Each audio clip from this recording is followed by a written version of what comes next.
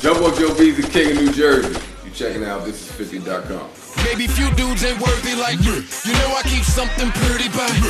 Cutting edge, forward thinking. I like to call it. Like I did that. And me and 50 was doing it around the same time. You know, when you flood the streets, and at the time that is what was working. It came a point where the mixtapes just weren't doing the same thing that they once did for artists. The DJs started fucking slacking off. They started bullshitting. It just wasn't going as far. So I said, you know what, fuck all that.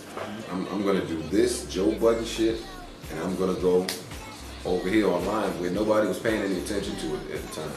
And now all of a sudden everybody got a fucking blog and a website and everybody's internet man all of a sudden. Fuck out of here.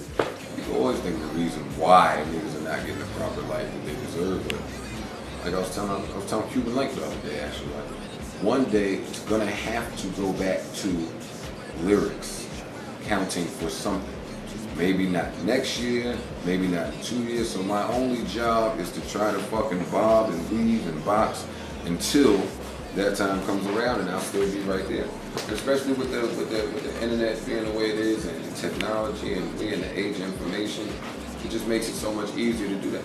Well, I made it because the labels told me that, well, my label at the time told me that there was no place for that type of music.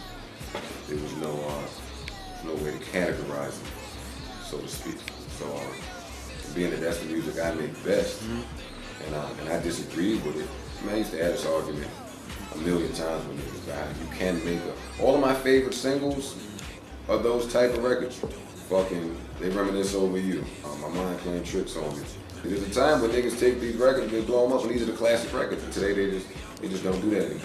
And honestly, I couldn't even begin to explain it to you. Like, it's God-given talent. Like everybody can rap.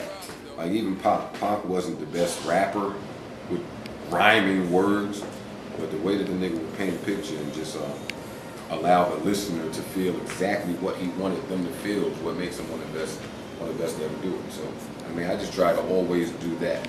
I may not be the best person as far as rhyming the words with the illest scheme, but I'm going to always make sure that you at least feel what I'm trying to convey. So, pretty dope. And I would think so. I'm a big fan of you. Like I don't have no problem with G. I don't have no problem with Banks, Yayo. I mean, anybody, 50, anybody that they affiliate themselves with. Actually, I've always wanted to get on a song with Banks and tear his ass up. Just cause, and that's not to diss him, but that's just my mind state anytime that I go into to record a joint with anybody. I'm trying to tear their ass up, and they should feel the same way to me. So I mean, I don't know, you have to ask those guys over there, man. I'd love to. Put Halfway House out on amalgamdigital.com. I got another album coming out. That was a digital only release. I got Pad and Room coming out in February on amalgamdigital.com. So after that, sky's the limit. I don't know. I have to let me and God sit down and think about it for a minute. But I don't know if the majors is the route that I want to go to. Yeah, the best advice that I would have is to practice some type of patience. But you know, when you're young and you're hungry like that, nigga just throw opportunity in front of you, and depending on how desperate you are or how hungry you are, you might fuck around and take it, and it might not be the best situation. So my shit is always to practice patience, work on your craft. You know, you got to think like there's a billion other niggas trying to do the exact same thing that you're trying to do. So you want to always work on your craft and try to be different. Like there's too many new artists that come out and automatically, as a fan and as a listener, you try to compare them to, oh, he reminds me of, or he does this like, you know, just be your fucking self. I wouldn't know. I don't listen to that. Fuck it, man. And it's sad, but I mean, I don't. It doesn't do the same things for me that it once did. So I mean, I trained myself not to be fucking brainwashed by the radio, or by BET, or by what the people say is in, like, so I don't listen to it. When something is dope and when something's hot, because I hear everything because it's my job. But to just get in my car and fucking turn the music up with some hip hop shit playing, the state is crazy. But I really do truly believe it won't continue to be that way. Like not at all. It's coming around.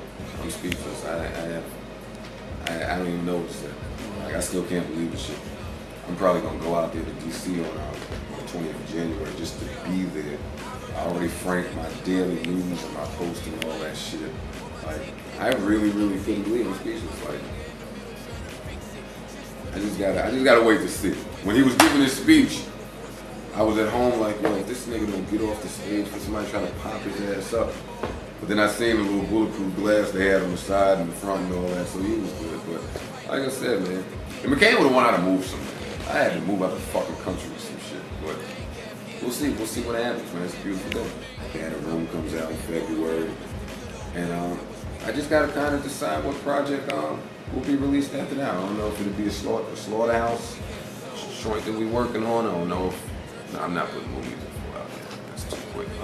Yeah, I can't do it. I take my time on that. Walk around with the lid on me. Life is way too short, too many dead homies.